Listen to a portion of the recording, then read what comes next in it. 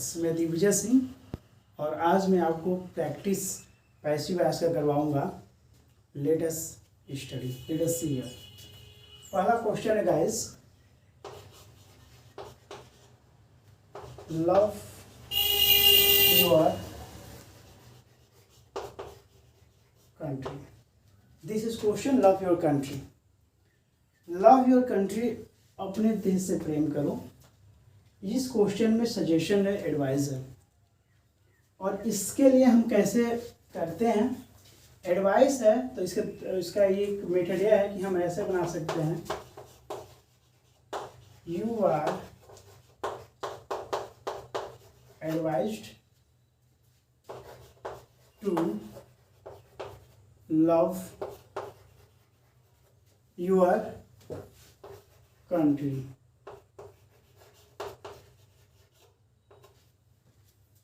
Advice, यहाँ पे advise, अब हम एडवाइस को एडवाइस ऐसे लिखते हैं, ADVICE। ये जो है आपका नाउन है। जब वर्ब हम बनाएंगे तो हम एडवाइज, यस आ जाएगा इसमें, ADVISED, एडवाइज्ड। इसके बाद एक दूसरा मेथड यह है कि हम एक दूसरे तरीके से इस क्वेश्चन को कर सकते हैं। लव योर कंट्री लिखा है तो लिख सकते हैं ऐसे, योर कंट्री, योर कंट्री। हम यहाँ शुड का यूज करते हैं, शुड बी लव। दो मेथड इसके बनाने की हैं।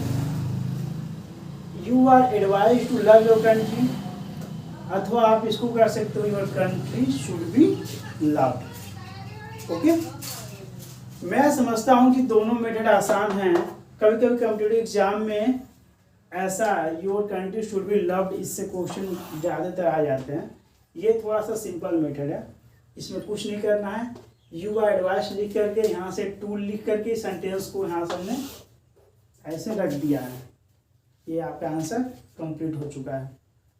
दूसरे में क्या हुआ है कि हमने क्या किया है कि ये पूरे ऑब्जेक्ट को इधर का लिया गया portion, your country, your country, इतना ये है। फिर हमने शुड का यूज किया है, शुड बी और लव्ड। ओके, मैं समझता हूँ कि आपके समझ में आ गया होगा। फिर एक दूसरा क्वेश्चन करने की मैं कोशिश करता हूँ। हम कहें ओपन द, ये भी एक इम्परेटिव सेंटेंस का हिस्सा है। इम्परेटिव सेंटेंस आपको पता ही होगा। तो इम्परेटिव सेंटेंस से भी इम्परेटिव सेंटेंस एडवाइस वाले सेंटेंस हैं। ये जो सेंटेंस है ऑर्डर है, ओपन द डोर। गाइस, इसको करने के लिए दो मेथड होते हैं। पहला मेथड यह है कि हम इसे बेसिकली ऑर्डर, इससे पता चल रहा है कि ऑर्डर, इस सेंटेंस से बोध हो रहा है कि ऑर्डर है, तो हम इसको लिख सकते हैं, यू और ऑर्डर्ड, यू आर ऑर्डर्ड। फिर टू लिखेंगे और यहाँ से पूरे सेंटेंस को लिख देना है, you are ordered to open the door. बहुत आसान है, बस ये समझना है कि ये सेंटेंस किस तरह की, एडवाइस है या ऑर्डर है या रिक्वेस्ट है। ओपन द डोर सेंटेंस पढ़ने से पहले दरवाजा खोलो। ओके, तो पढ़ने से पता चल रहा है कि इधर दरवाजा खोलो, तो हम क्या कर रहे हैं, किसी को ऑर्डर कर रहे हैं, ऑर्डर दे रहे हैं। तो इसलिए सीधे लिख लेंगे यू आर ऑर्डर्ड, फिर यहाँ से टू लिखेंगे और इस पूरे सेंटेंस को उतार देंगे, ओपन द डोर। एक इसका दूसरा मेथड है इसको सॉल्व करने का। एक सेकेंड मेथड हम आएंगे, और सेकेंड मेथड ऊपर में इसको मिटाने जा रहा हूँ, ठीक है। इसको आप चाहें तो हम इसको, हाँ, इसका सेकेंड मेथड मैं बता रहा हूँ, open the door, you are order to open the door. Second method हम लेट का यूज करके बनाते हैं, किसका, लेट का। फिर से मैं क्वेश्चन आपके इसको क्वेश्चन में से फिर से आगे मैं कर रहा हूँ, ऊपर लिख रहा हूँ ताकि समझने में आसानी हो। Open the door. तो एक मेथड जो था you are order to open the door, बहुत इजी मेथड है।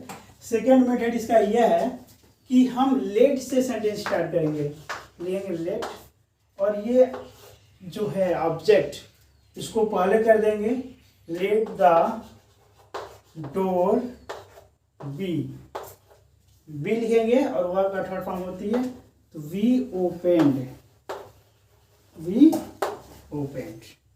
तो the let the door be opened, और ये था you are order to open the door. तो मैं समझता हूँ कि दोनों मेथड आसान है और ये आपको दोनों जानना है, इसलिए कोई एक ये तो आसान है, ये भी आसान है कि एग्जाम में कभी भी क्वेश्चन इससे आ जाता है हमारा let the door be open, पैसवास बनाना है।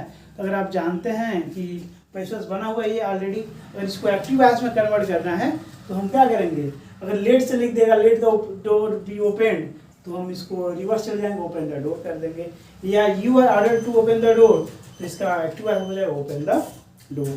तो you will have to know the both methods. वैसे गाइस फीस को इन्वेस्ट कर रहा हूँ, आगे क्वेश्चंस और मैं बता रहा हूँ कैसे करने हैं।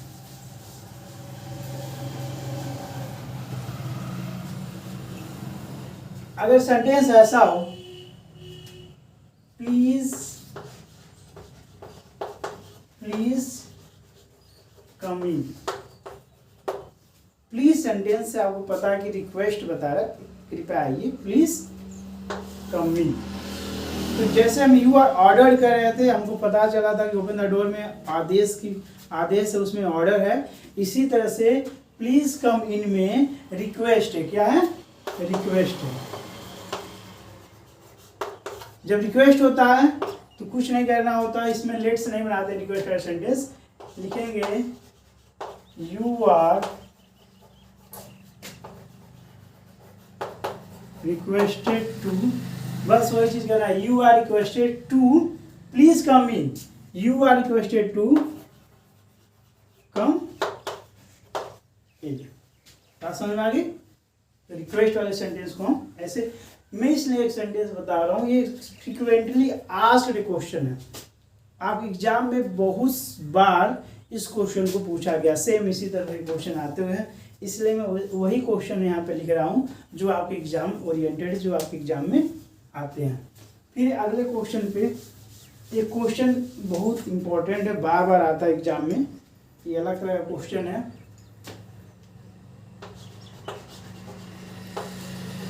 Who has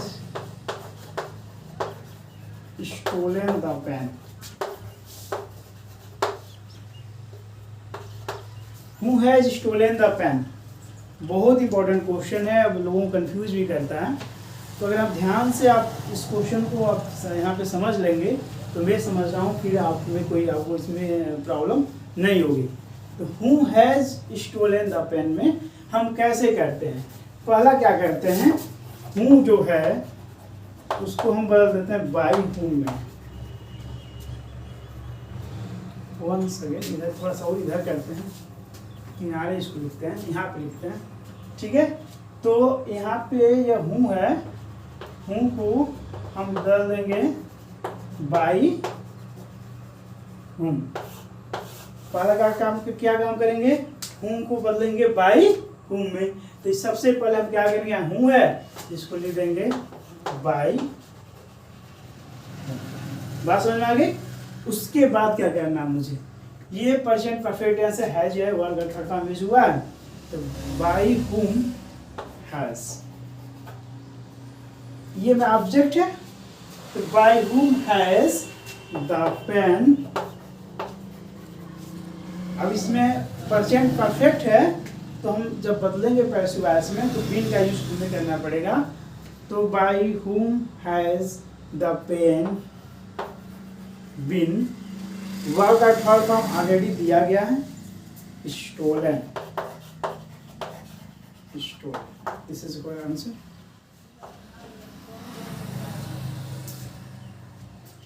by whom has the pen been stolen. और फिर इसका एक सेकेंड रूल है, ये रूल थोड़ा सा ओल्ड है, ये रूल ओल्ड है। अब न्यू रूल में मतलब बहुत पुराने ये रूल हो चुका है, मतलब यूज तो होता ही है।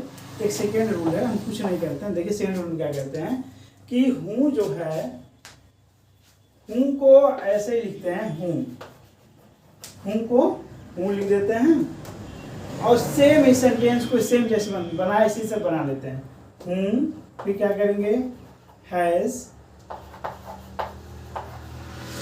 Stolen the pen. अब ये बाय जो है इसको हम लास्ट में यूज कर लेते हैं। By whom has stolen, by whom has the, sorry हमने सीधे उसे उतार दिया, देखिए ध्यान से ऐसा होगा। whom हैज ऑब्जेक्ट लाएंगे द पेन, बिन हमको लिखना पड़ेगा, बिन फिर स्टोलन हो गया। Who has हो गया, who यहाँ पे हमने who कर दिया, who has the pen been stolen, same इसी तरह का बनाएंगे। अंदर क्या है, यहाँ पे बाई है और ये बाई हम यहाँ पे लास्ट में कर देंगे, ये बाई कहाँ चल जाएगा, लास्ट में। तो हूँ वाले सेंटेंस को हमें बहुत ध्यान से करने होते हैं। हूँ वाले सेंटेंस अक्सर एग्जाम में आते हैं और कभी कभी कॉम्पिटिटिव एग्जाम में भी इससे क्वेश्चन बने हुए हैं, तो बहुत सावधानी से करने होते हैं। बच्चे जल्दी कंफ्यूज हो जाते हैं जब हूँ वाले क्वेश्चन आते हैं। तो इसके भी गाइस दो मेथड हैं, एक हम हूँ बाय हूँ से करते हैं और सेकेंड हूँ से ही लिखते हैं, लेकिन बाय हम लास्ट में कर देते हैं और आपका आंसर कंप्लीट हो जाता है। फिर हम नेक्स्ट क्वेश्चन पे चलेंगे, तो मैं इसको मिटाना चाहूँगा। मैं उम्मीद करता हूँ कि आपको ये बात समझ में आई हुई होगी और फिर आगे मैं अगला क्वेश्चन आपको बताने की कोशिश कर रहा हूँ। सेकेंड क्वेश्चन गाइस इस प्रकार है,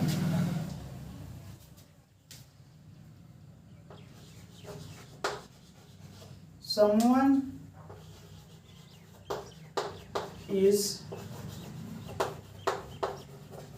doing it, someone is doing it। इस सेंटेंस को हम पैसिव बनाएंगे, तो ये ऑब्जेक्ट आपका हो गया इट, तो इट को हम क्या करेंगे, पहले कर देंगे प्रेजेंट कंटीन्यूअस टेंस है, तो इट इज हो जाएगा, इट इज। फिर क्या हो जाएगा, बीइंग, बीइंग यूज करते हैं प्रेजेंट कंटीन्यूअस टेंस में, इट इज बीइंग। डूइंग ये वर्ब आपकी, तो इसका थर्ड फॉर्म हो जाएगा it is being, it is being do did done, done. अब गाइस यहाँ पे डन के बाद बाय समवन नहीं लिखने की जरूरत है। यहाँ पे जैसे हम लिखते थे बाय समवन, समवन, तो ये पार्ट हम नहीं लिखेंगे। क्यों नहीं लिखेंगे, अगर किसी सेंटेंस में ऐसा सेंटेंस आपको मिलता है जो एजेंट पता नहीं चलता है कौन काम किया है, एजेंट क्लियर नहीं होता है, तो हम इस पार्ट को क्या करते हैं, हटा देते हैं, इसको लिखने की जरूरत नहीं होती है। तो हम यहाँ पे समवन, अगर क्या क्या सेंटेंस यहाँ पे हम समवन जगह हम यहाँ पे इसको हटा देंगे, इसका कोई मतलब नहीं है, इट इज बीइंग डन हो जाएगा। अगर नो वन लिखा हो, नो वन, समवन, समवन तो था ही, नॉन लिखा हो, नो बॉडी लिखा हो, इस तरह की सेंटेंस हो, समवन, नो वन, एनीवन, मतलब जिससे नॉन, जिससे ये क्लियर ना हो कि एजेंट कौन सा है, तो हम क्या करेंगे, इनको लिखने की लास्ट में जरूरत नहीं है। तो हम समवन इज डूइंग इट, तो हो जाएगा इट इज बीइंग डन। बेटा इसको फिर हम मिटा के अगले क्वेश्चन पे आएंगे। आपको मैं उम्मीद करता हूँ कि आपको समझ में आ रहा होगा, अगर आपने पैसिव वॉइस पढ़ रखा है तब। अगर नहीं पढ़ रखा है तो रूल्स अभी आपको जानना है, तो आपको प्रॉब्लम्स हो सकती हैं। ओके, तो फिर मैं अगले क्वेश्चन पे जा रहा हूँ। एक क्वेश्चन फिर से हूँ से मैं उठाता हूँ। अगर क्वेश्चन ऐसा हो, हूँ टीचर्स यू, हूँ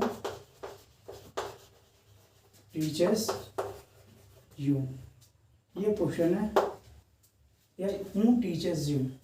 अभी मैं आपको मेथड बताया था कि जिसके दो मेथड्स होते हैं। पहला मेथड हम कैसे कर सकते हैं, पहला मेथड हम ऐसे बाय whom से कर सकते हैं। तो बाय whom हो जाएगा, बाय whom टीचर्स यू, ये प्रेजेंट डेफिनिट टेंस है, तो यू यहाँ पे बाय whom, यहाँ पे आर यू क्या हो जाएगा, verb by whom are you taught, by whom are you who teaches you, by whom are you taught, verb का थर्ड फॉर्म हो जाएगा by whom are you taught।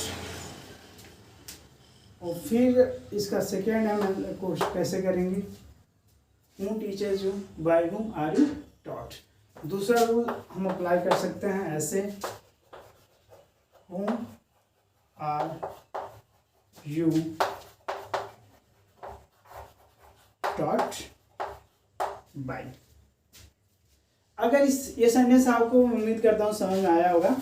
अगर इसी सेंटेंस में हमने एक ऑब्जेक्ट और जोड़ देता हूँ इसमें, इसलिए ये हो गया सेंटेंस। आप चाहें तो नोट डाउन भी कर सकते हैं, who teaches you, by whom are you taught, और who are you taught by।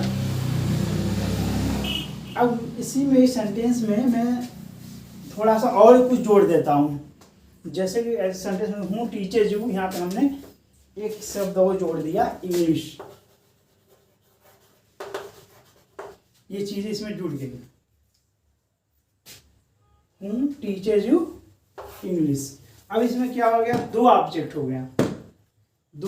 गया, तो हम ऐसे इसको कर सकते हैं। हमने बाय whom से सेंटेंस बना रहा हूँ, तो बाय whom हो जाएगा, by whom are you taught English.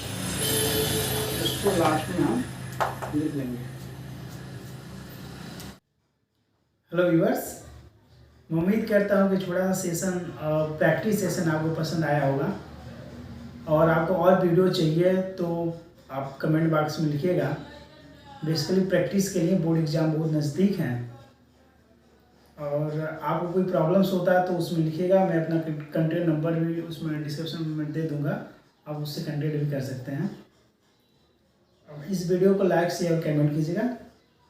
Thanks for watching this video. Thank you very much.